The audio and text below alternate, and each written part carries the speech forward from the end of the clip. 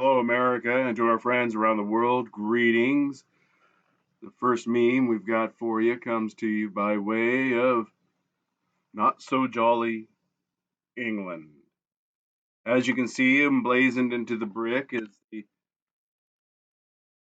stamp for George Orwell, infamous for his Animal Farm and apparently just a few decades off, prophetic 1984, contrasted against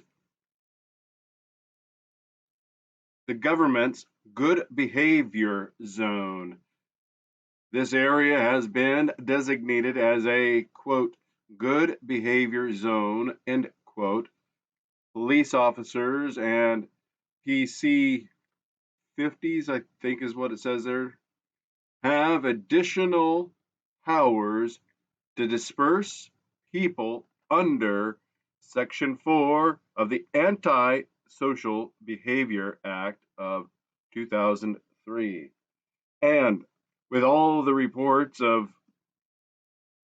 fathers being arrested for calling out the attacks on their children being more substantial than the attacks themselves, I'll let your imagination run wild because it's probably not as wild as one would think, even 20 years ago.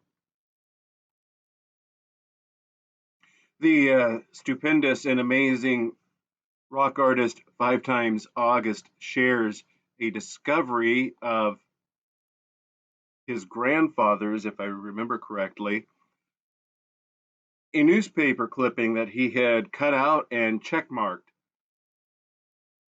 You remember the real America, if you can remember, when riots were unthinkable, when you left front doors open, when socialism was a dirty word, when ghettos were neighborhoods, when the flag was a sacred symbol, when criminals actually went to jail, when you weren't afraid to go out at night, when taxes were only a necessary nuisance, when a boy was a boy and dressed like one, and when a girl was a girl and dressed like one, when the poor were too proud to take charity, when the clergy actually talked about religion, when clerks and repairmen tried to please you, when college kids swallowed goldfish and not acid, when songs had a tune and the words made sense, when young fellows tried to join the army or navy, when people knew what the 4th of July stood for,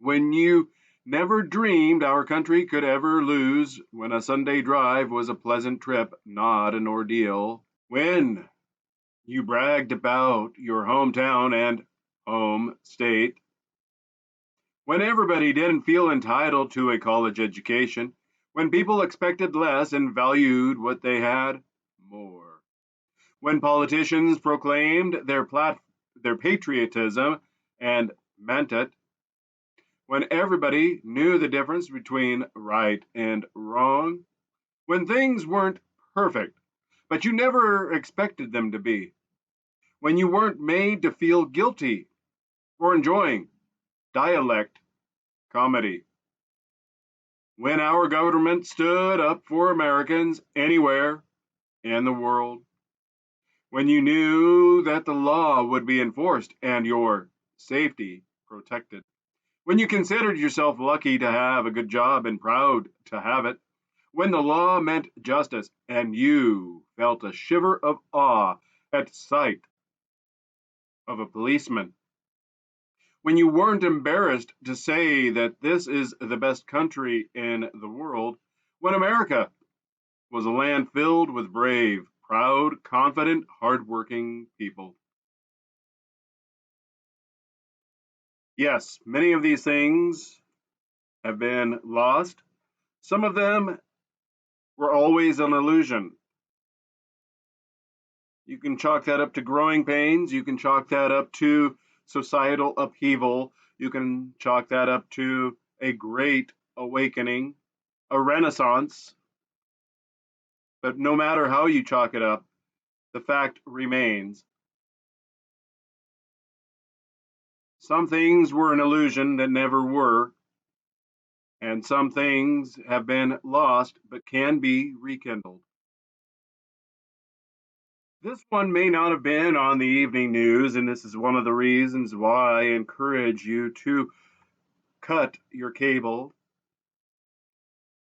Leave your antenna up if you want, but there's a reason they call it programming, television programming. They certainly aren't programming, or they used not to be, your television. It has always been about programming you. Did you know AOC, the abbreviation for Alexandria Ocasio-Cortez, or as many like to call her, Occasional Cortex? Her campaign's deputy communication director was an illegal. He is now self-deported from the U.S. to Colombia. Why was a sitting member of Congress employing an illegal? This is a very underreported issue.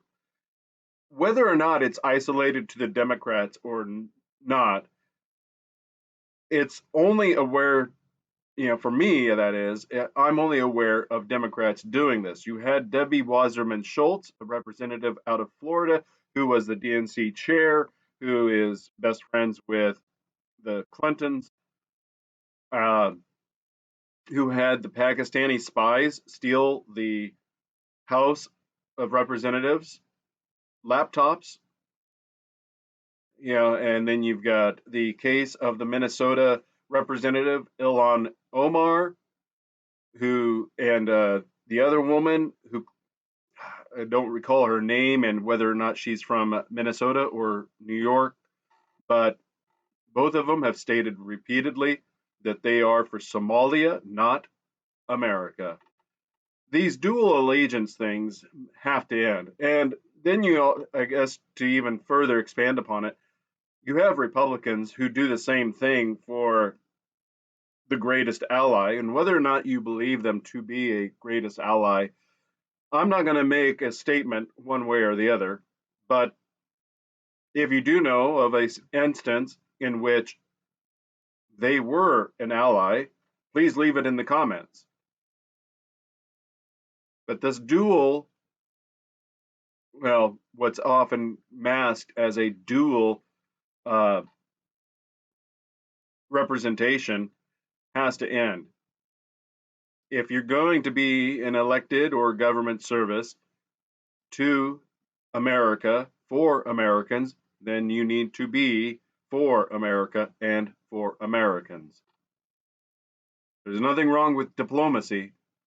In fact, that is a very, very noble virtue, but you cannot have dual loyalties. Everybody's favorite storybook even says you cannot serve two masters. And speaking of colorful Democrats, let's take a moment to review the Clintons' political resume. 12 rape accusations, 121, that's 1, 2, 1, 121, or 11 squared. I believe that's what it is, right?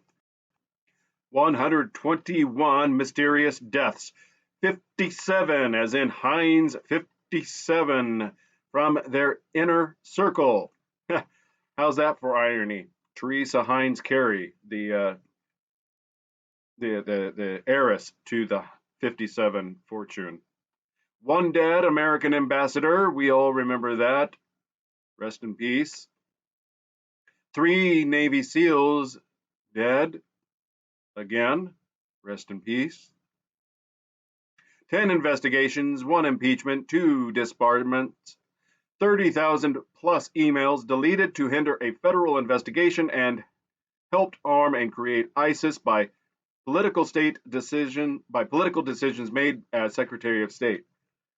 This is not including the underreported Russia or Uranium One deal to Russia, in which they enriched themselves, and that's just That's just one of their fiascos.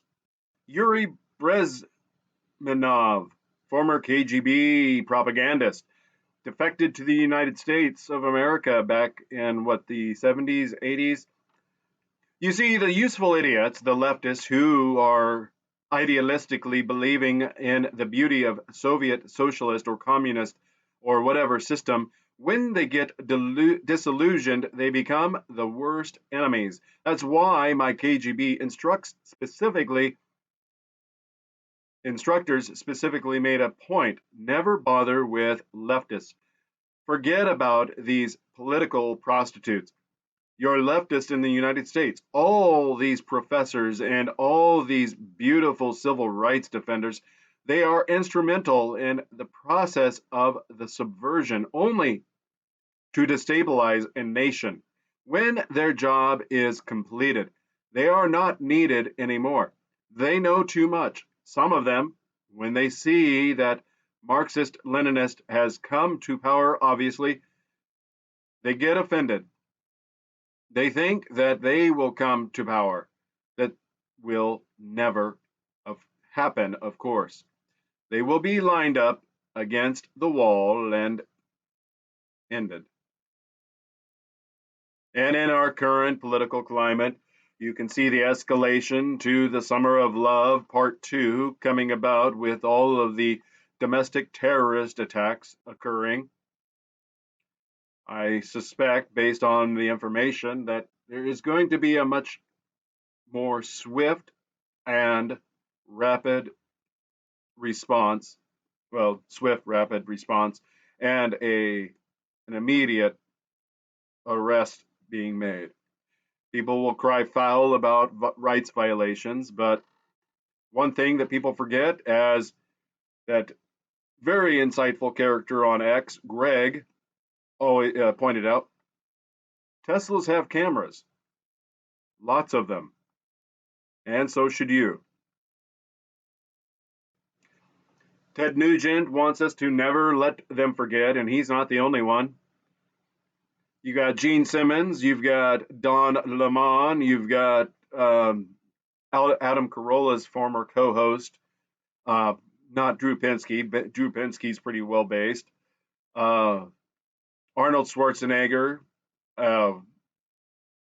what's his face, the British guy, Piers Morgan, and of course, Shock Jock, whatever his name is. I never really liked him. I always found him to be annoying. Howard Stern, that's what his name is. They are all religious zealots for the COVID lockdowns and poison jabs and whatnots. So I come from, as I said, a ranching community. I grew up on a ranch. The USDA for several years has been trying to force our cattle and bison producers to use what are called RFID or EID ear tags, electronic identification ear tags. They want to chip them all. And I've been fighting against this, and they say it's for disease traceability. If there's a brucellosis outbreak or hoof and mouth disease, we've got to know that immediately so we can isolate that animal, and etc. We have the very best disease traceability program anywhere in the world in the United States. It's worked beautifully for hundreds of years. It's extremely effective. We're able to isolate animals immediately if there's an issue, despite the fact, and in addition to which we have the healthiest herds of anywhere in the world. So you look at all of that, and so you think, okay, what is this really about? And then you start looking at the countries that have implemented this.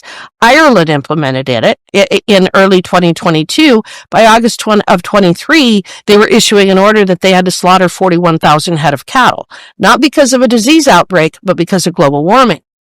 In the Netherlands, Denmark, they adopted an EID mandate, and last year they imposed a $100 a head tax on every single head of cattle in the country, not because of a disease outbreak, because of global warming.